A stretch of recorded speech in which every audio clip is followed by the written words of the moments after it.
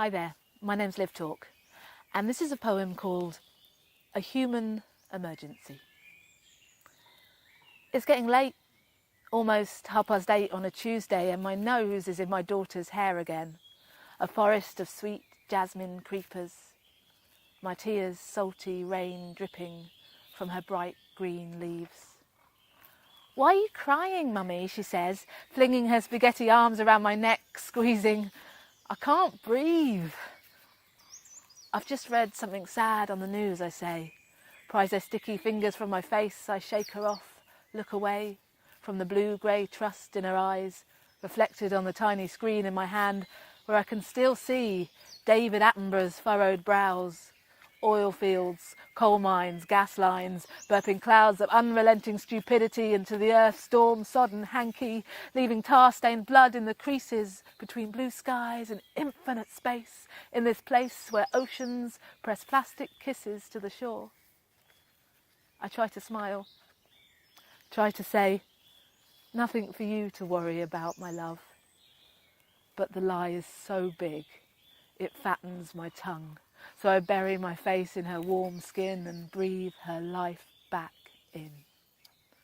Take her back into my body, into my bones, back into my mother and her mother before, teachers, tailors, scullery maids, back, back, back, until she's just a link in the chain, not the end of the line, not the last of our kind, not her.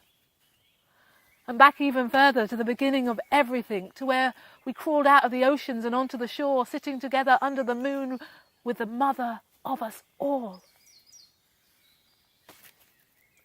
Not long now, until she finds out all about the world we have left her.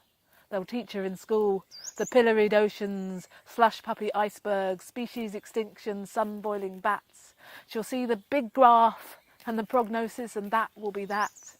Run home through the May blossoms, sun on her face, to ask me the truth behind our flat-lining race. But I'm not a scientist. I'm just a mum. And I'm more scared of that moment than any other to come, because the truth in the hands of despair is as good as a gun.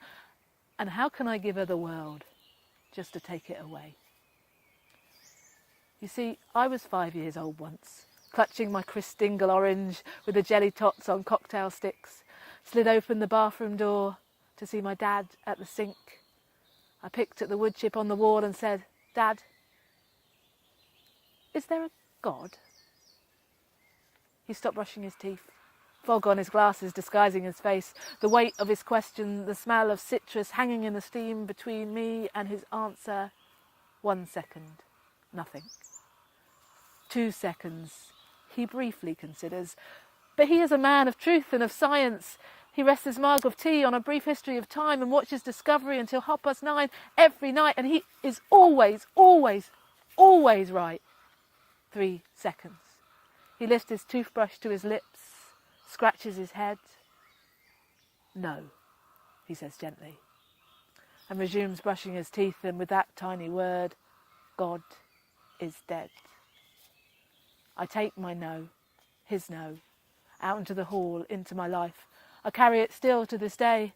I have it right now, but it's never served me that well, or him for that matter. 30 years all alone in the home that we left and never returned to. My mum, my brother and me, even the cat, never came back. He just sits every night on his own with his no and his science.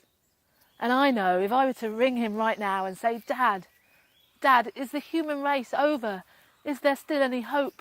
He would lift his pipe to his toothless gums and say, "Nope," and continue to smoke. And it might be the truth, but it's not a good answer, because God may not exist, but I know there is something powerfully magic that weaves all our lives, that pokes us and loves us and wants us to evolve and survive. So when she asked me that question about life on this earth, "Dad, I've weighed up your truth and I don't query the facts, but I question its worth." Isn't it better to say, "It's incredibly scary. It's as bad as they say. But you are alive. And you are a miracle. And that has to mean something.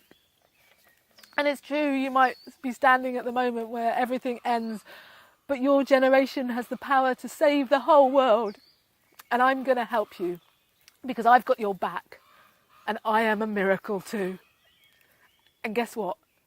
There is something out there more courageous and potent than science, and I believe it will help us because I've touched it and felt it and I've seen it in you. In you.